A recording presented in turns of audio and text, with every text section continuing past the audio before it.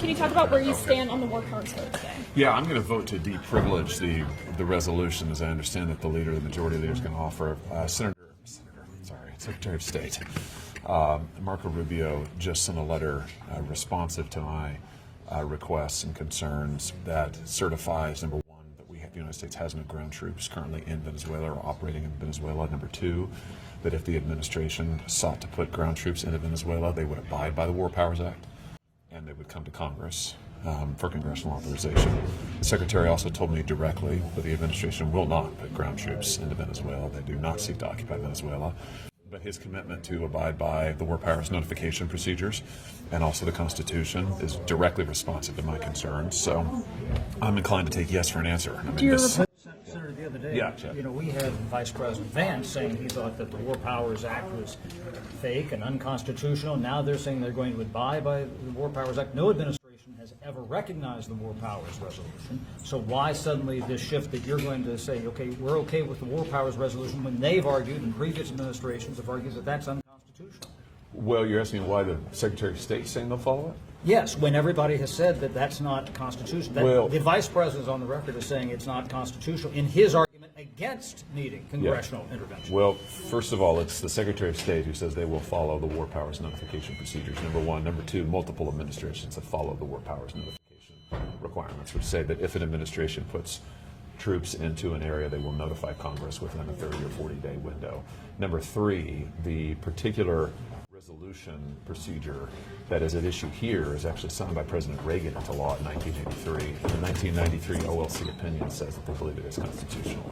But for relevant purposes here, what Marco Rubio has said today in writing is that they will abide by War Powers notification procedures, as previous administrations have. But nonetheless, I think you're right, Chad. And that's an important point, and I thank you for that, and I think it's significant. Listen, the administration, I would say, has been great to work with on this.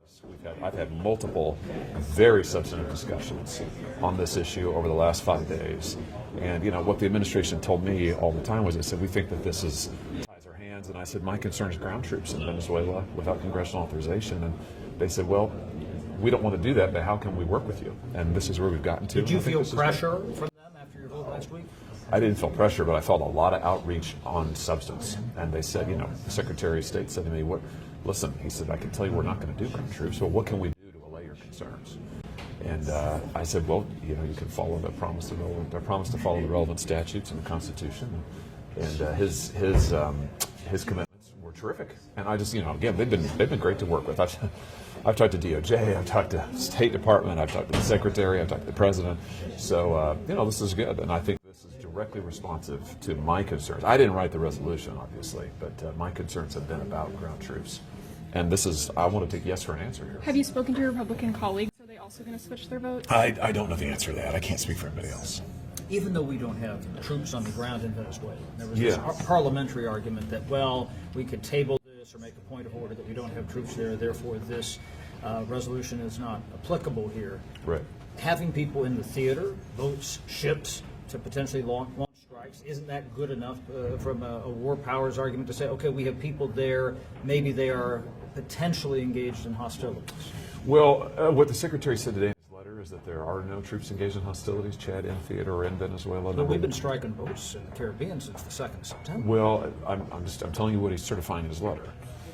Number one. Number two, my concern is ground troops. Ground troops, and I personally think the President does not need congressional authorization to strike drug boats. I think that is not required. I don't think that's an Article 1 requirement at all. Ground troops conducting hostilities, I think, is a very different matter, and the Secretary has said something and certified something that is directly responsive to that, and which is terrific. I mean, again, I thank him for working with me. What about ahead of tomorrow? There's a markup on crypto. Okay. I know that's not directly in your wheelhouse, but this is something that everybody's very concerned about, the idea that there needs to be some sort of a threshold to regulate crypto market and things. Yeah. Gosh, I'm not on the relevant committee there, Chad, so I just don't know enough to.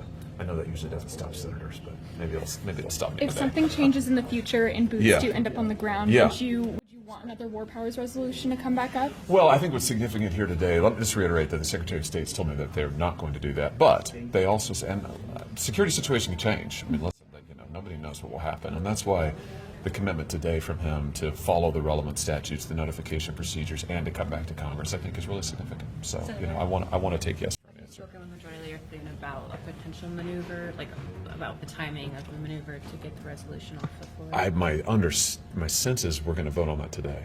And you would definitely. I will vote to decertify based on the Secretary of State's, or to deprivilege based on the Secretary of So your State's. understanding is it won't be a motion to proceed, it will be a deep vote on deprivileging? Point of order? That's my understanding. But you want to confirm that with him. That's my understanding of what he wants to do.